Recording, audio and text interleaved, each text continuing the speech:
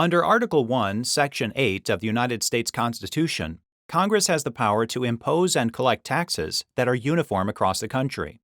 The United States Supreme Court considered whether a federal law was a valid exercise of Congress's taxing power or an unconstitutional encroachment on the state's police power to regulate drugs, in the 1919 case, United States versus Doremus.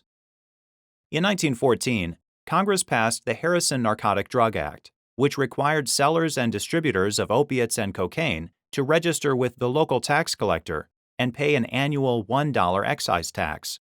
The act also made it illegal to sell or distribute opiates and cocaine for non-medical purposes or without a written order on a form provided by the Internal Revenue Commissioner.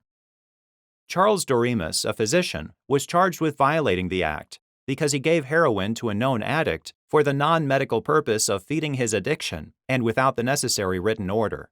Doremus challenged the charge, arguing that the act was unconstitutional.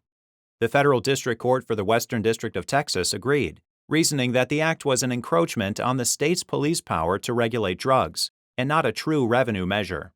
The District Court dismissed the case, and the United States appealed to the United States Supreme Court.